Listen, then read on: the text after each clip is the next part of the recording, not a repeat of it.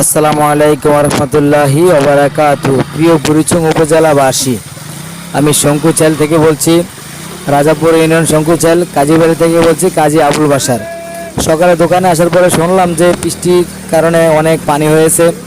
তো দোকানটা একটু আবজি একজনকে বসিয়ে দিয়ে আমি একটু ঘুরে আসি। ঘুরে আসতে যেয়ে দেখলাম যে খাররা, পশ্চিম খাররা, পূব খাররা প্লাস পাহাড়পুর রোড, লোহাইমুড়ি, এগুলোর মধ্যে অনেক পানি জমে আছে। তাই ঘুরে ঘুরে দেখলাম, একটু ঘুরে আসলাম, আপনাদেরকেও দেখানোর একটু সুযোগ করে দিলাম। সবাই দেখবেন। লিমন ভাইরা খুব কষ্টে আছে। লিমন ভাইয়ের বাড়ির সামনে দিয়ে পানি নামতে আছে। এরকম অনেক মানুষের বাড়ির উঠোনে পানি, স্কুলের মাঠের মধ্যে পানি, সব জায়গায় অনেক পানি। দেখলাম যে আসলে এই বৃষ্টির কারণে এত পানি হতে পারে না, নিশ্চয়ই পানিটা ইন্ডিয়া থেকে নামতেছে। আর নয়তো এই বৃষ্টি তো এত পানি হওয়ার কোনো কথাই নেই। তো ঘুরে ঘুরে দেখলাম। তো সবাই দোয়া করবেন, আর কেউ যদি বিপদে পড়ে তার দিকে সবাই এগিয়ে আসবেন। আমরা আছি, আমরা সবাই এগিয়ে আসব। তো সবাই যার যার প্রতি খেয়াল রাখবেন, একে অপরের খেয়াল রাখবেন সব সময়। তাই আমি বলবো, বৃষ্টিটা গতকালকে রাত্র 4টা বাজে যখন ঘুম ভাঙে তখন থেকে অজোরে বৃষ্টি হচ্ছে, জোরে বৃষ্টি হচ্ছে, অজোরে বৃষ্টি হচ্ছে। তো ওই সময় বুঝতে পারছি যে একটু পানি একটু হবে। আমাদের যে যানজটগুলো, যে খাল বিল, যেই নদীগুলা বা এই খালগুলো কিন্তু অনেকে ভরাট করে ফেলে, বান দিয়ে দেয়, অনেকেই অনেকভাবে ভারী করে বাঁধে। এই কারণে কিন্তু পানিটা নামতে সময় লাগে। অন্যত কিন্তু পানিটা যদি লাইন থাকতো, রাস্তাঘাট থাকতো, তাহলে পানিটা কিন্তু নেমে যাইতো। এখন এই খাল বিল এগুলা বান দিয়ে মানুষে বাগান করে, বাড়ি ঘর করে, আবার ভালো জমি কাটা পুকুর বানায় বা নদী ভরাট করে ফেলে। তো এই ভরাট করার কারণে কিন্তু পানিটা আটকে থাকে। তাই আমরা নদীর বুক যাতে খনন না হয় বা নদীর বুক যাতে ভরাট না হয়, সেদিকে খেয়াল রাখবেন সবাই।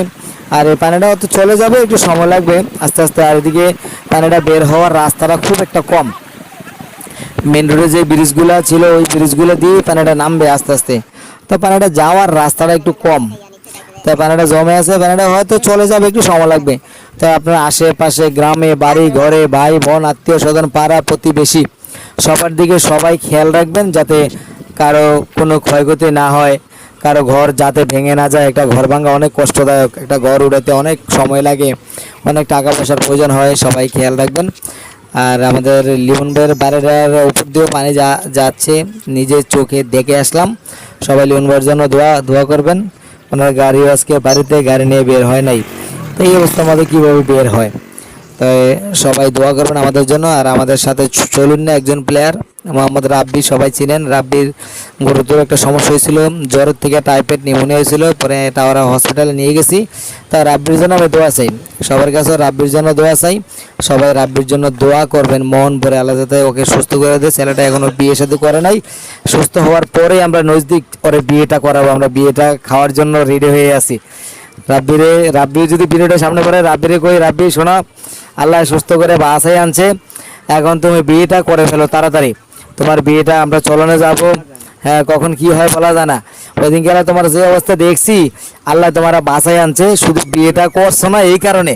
আর যদি বিয়ে করে ফেলতো তাহলে মনে নিয়েই যেত আল্লাহ। তো তোমার দুনিয়া আল্লাহ ফিরাই দিয়ে গেছে, বিয়ে শাদী করার জন্য বিয়ে শাদী করবা। সবাই ওকে, সবাই ভালো থাকবেন, সুস্থ থাকবেন, আল্লাহ হাফেজ। আসসালামু আলাইকুম রহমতুল্লাহি ওয়া বারাকাতুহু। সবাই আমার পেজটা ফলো করে দিবেন, লাইক